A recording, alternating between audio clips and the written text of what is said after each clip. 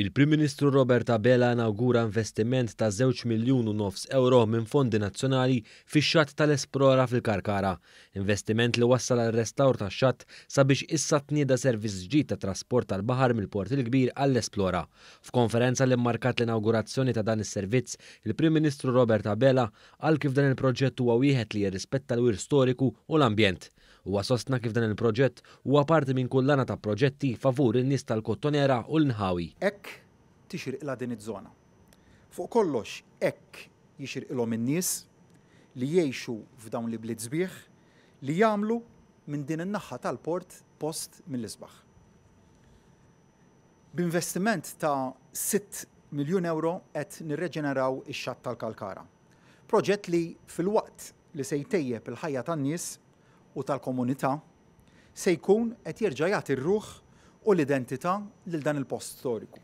Preżenti għal din il-konferenza l-Ministru għar-Riċerka u l-Innovazzjoni Owen Bonnici esprima sodisfazzjon tiegħu li jara din iż-żona ikonika restawrata u moddija lura lil pubbliku b'mod li jirrispetta bisħieħ l-awtentiċità u l-valur storiku uniku tal-lokal tal-Karkara. Huwa sostna wkoll l-importanza li aktar nies jiġu esposti għax-xjenzi.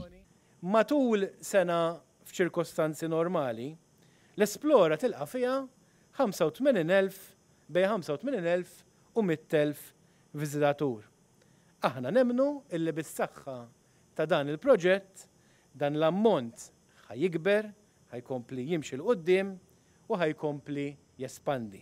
Min-naħa tiegħu iċ-Chairperson Eżekuttiv tal-Kunsill Malti għax-Xjenza u t-Teknoloġija, Jeffrey Pulicini Orlando, tenna l-isforzi tal-Kunsill li fl-aħħar snin iffukaw fuq ir-restawru u r-riabilitazzjoni ta' Villa Bigi u twaqqif tal-Esplora. Min-naħa tagħna bl-appoġġ tal-Gvern qegħdin issa nimxu l-qudiem biex naħdmu fuq ir-restawr tal-bqija, tal-foreshore, tal-Bigi Peninsula li ħajwassal biex ikollok continuous walkway għal l-uniku beach li hawn fil-Grand Harbour Rinella Beach. U allura anka esperjenza minna nnifsa tkun interessanti ħafna. Il-Bigi Cotlift li għandu valur storiku kbir ġie restawrat ukoll. Storikament il-Cotlift kien intuża biex itella pazjenti feruti jew morda fuq stretchers direttament mill-livell tal-baħar għal ġodak li kien l-isptar navali ta' Bigi. Il-lift ġie sostitwit wieħed modern li jikkonforma mal-standards tal-lum fil-waqt li t-torri ta' madwaru sarlu restawr estensiv. Il-viżitaturi li jaslu fuq il-moll il-ġdid tal-Esplora issa se jkunu jistgħu jieħdlu fl-Esplora direttament permezz ta' dan il-lift ikoniku.